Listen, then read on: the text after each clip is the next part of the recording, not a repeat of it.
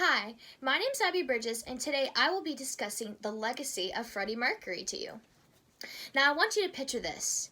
You have just finished a communications test, and you found out that all your friends have passed as well. They all got an A, including you. So, to celebrate, you go on a ride around the town with all of your friends. The sky is as blue as it can be, and the sun is beaming down all your faces. One of your friends says, "Hey, let's play some music." And you say, "Sure, I'll choose a song." And you choose a song, and soon enough, all you and your friends are screaming the lyrics at the top of your lungs. The song you chose is "We're the Champions" by Queen, because, well, you are the champions. You passed your exam. Freddie Mercury has been a part of all of our lives, whether we realize it or not.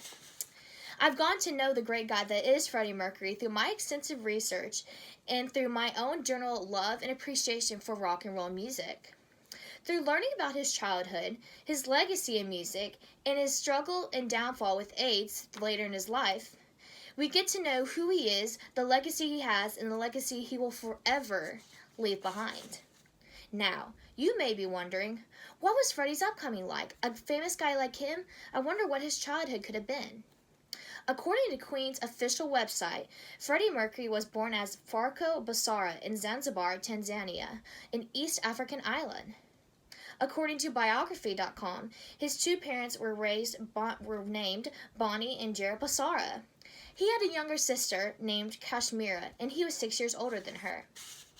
His love of music was very apparent at a young age, as according to Paul Fauci, Dawald A. Lau, Giovanni Najado, and Ralph Van Neckar of the journal Queen's Great Pretender, a psychohistorical sketch of Freddie Mercury.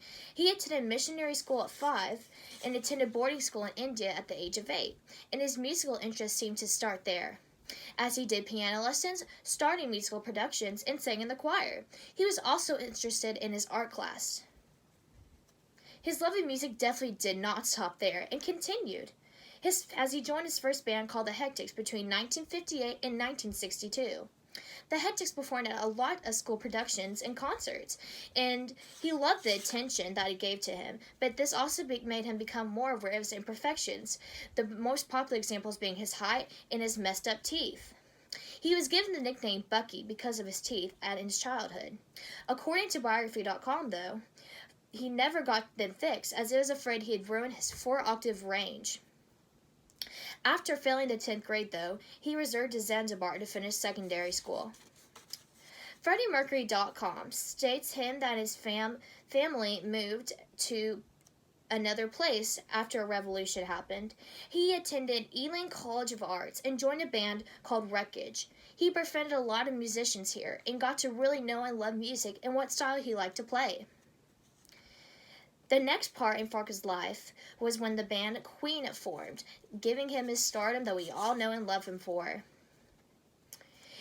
In these next few upcoming years, he did join some other bands, but then joined a band called Smile. Smile just had the lead vocalist leave, and he filled his spot.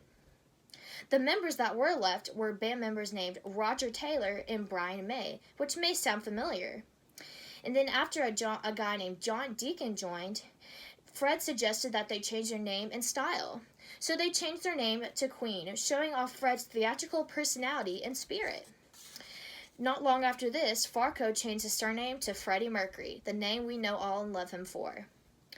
The reign of Queen came soon after the band's creation, as according to biography.com, they released their first 2 studio albums, Queen 1 in 1973 and Queen 2 in 1974. These albums did not get the recognition we know and love them for, though. But their 3rd studio album started to give them a bit of stardom. It's called Sheer Heart Attack and was released in 1974. Coming up with more success was their following album called A Night at the Opera, which gave them the style we know and love today, and this was released in 1975. This album started their stardom, definitely. This album also showed off Queen's musical style. According to Nick Brower in the journal, Keeping Themselves Alive, identifying and analyzing Queen's musical development 1973 through 1980. Queen's musical development can be found at the intersection of the group's relationship with wider stylistic trends and the group's musical intellect. After that hit album, they came out with 6 more studio albums. And they gave us all hits that we know and love and that we know to this day. Their first hit being Killer Queen, which was released in their Sheer Heart Attack album, the 3rd studio album, which was also released in 1974. In 1975, though, Fred released one of the best-known rock and roll songs of all time, called Bohemian Rhapsody, in the first 4th studio album, A Night at the Opera. This song appears in lots of TV and film, a popular example being in Suicide Squad, the movie. The hits kept panning out, such as We Are the Champions, We Will Rock You, Crazy Little Thing Called Love, Another One Bites the Dust, Under Pressure, and Radio Gaga. These are a few songs that took the world by storm. Throughout their career, as they became more famous, Queen had a multitude of famous performances, and as they skyrocketed, they got the opportunity to perform at an event called Live Aid, an event where lots of famous artists and bands performed to raise funds for HIV/AIDS. This Live Aid performance was arguably their most famous performances of all time. Fred also had a bit of a solo career. According to Paul Facci, Dewalde Lau, Devani Nadio, and Don Vitnikar of the journal Queen's Greatest Pretender, a psychohistorical sketch of Freddie Mercury. He recorded a studio album in 1983 and released his first solo single called Love Kills in 1984, although this was not as successful and known as the Queen's other songs. Although with all this fame and stardom Freddie had coming his way, downfall would soon come. Throughout his career, Fred's sexuality remained a hot topic in the press and in his life. He felt very convicted by his homosexuality, afraid that he would let his family and friends down. In the early 1970s, he met and married a woman named Mary Austin. Fred insisted that he was bisexual to Mary, but Mary, knowing better, insisted that he was homosexual. His sexuality was revealed, though, when he had relations with a man named Jim Hutton. His sexuality was the least of his worries, coming soon, though. He was diagnosed in 1987 with AIDS, related bronchial pneumonia. In 1987, Freddie Mercury was in a bad state health-wise and went away from the public eye. Soon, in 1991, Queen's final album with Fred being alive came out. It was called Innuendo. November 24th, 1991, 24 hours after he announced to the public eye that he did have HIV/AIDS, he passed away. Freddie Mercury was only 45. Although his death hit millions around the world, his legacy did not end there. A Freddie Mercury tribute concert was held. Musicians and fans paid their respects from all over the world.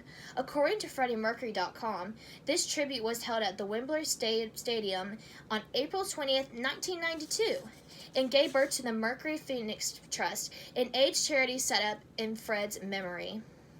He is also remembered in film, the biggest example so far being a recent film called Bohemian Rhapsody, which acts out Fred's journey in life. By looking at Fred's childhood, the formation of Queen, the reign of Queen, their greatest hits, and Fred's downfall, we can see the legacy he has left behind and will continue to leave behind for generations and generations to come in the music world and in our personal lives. Now, as Fred will say, although I'm under pressure, don't stop me now. The show must go on. Thank you.